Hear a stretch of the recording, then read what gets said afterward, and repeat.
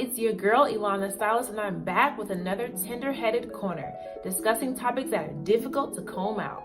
Each episode, I'm going to be giving you guys a little bit of THC, not the kind you can smoke, but the kind you can be. Today, we're going to be starting a brand new THC series on New Ageism practices. I've decided to separate this series down into sections because we've got a lot to comb out. So the first section we're going to detangle is yoga.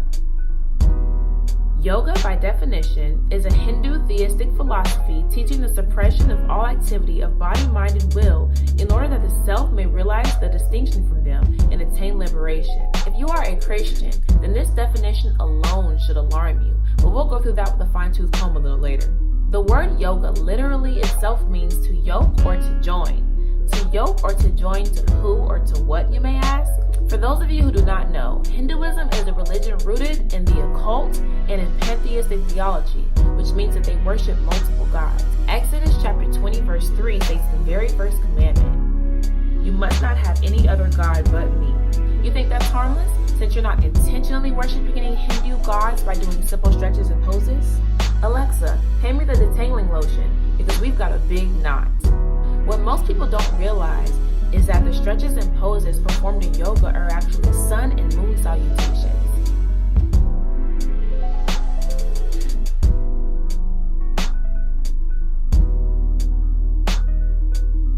Sun worship, sis. Deuteronomy chapter 4 verse 19 states, when you look up into the sky and see the sun, moon, and the stars, all the forces of heaven, don't be seduced into worshiping them. The Lord your God gave them to all the peoples of the earth. Deuteronomy 17 verse 3 states, they might serve other gods or worship the sun, the moon, or any of the stars, the forces of heaven, which I have strictly forbidden. Most people would argue this point and say that it's about your intentions going into it. That would be equivalent to me saying, I'm going to the club, but my intentions are to go there and to worship God. Now let's untangle some of the most commonly used words and symbols in yoga. Namaste is a Sanskrit word that literally means I bow to you. It's also a representation of oneness with the divine or their God. So when someone says namaste, what it truly means is they're bowing to the God in you.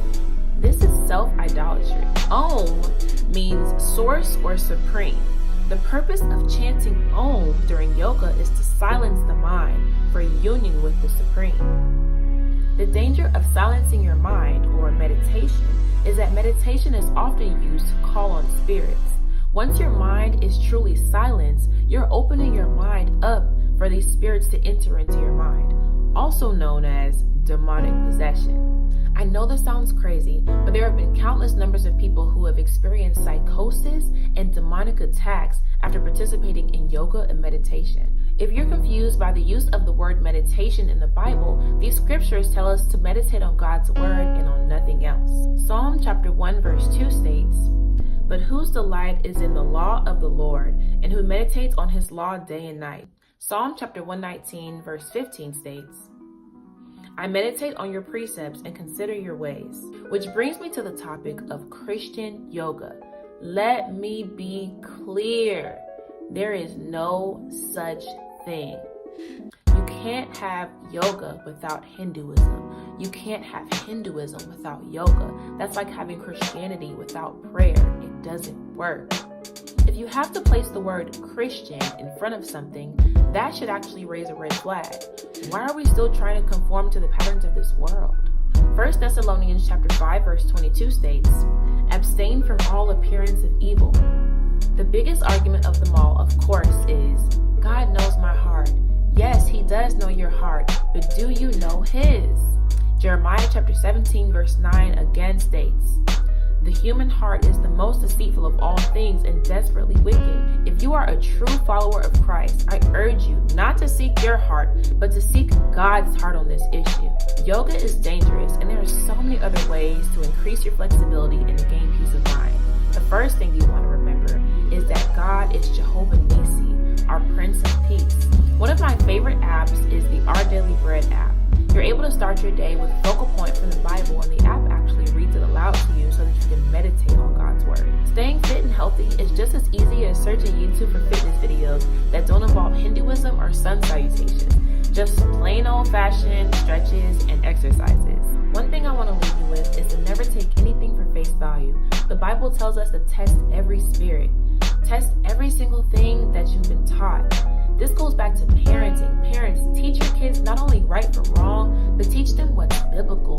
Teach them to seek God's heart on every single circumstance in life. Well, that's all I've got for you guys today. Don't forget to like, comment, and subscribe, and stay tuned for part 2 of New Ageism practices. Thank you guys so much for watching. Bye-bye. Wish you would just focus on me. Can you focus on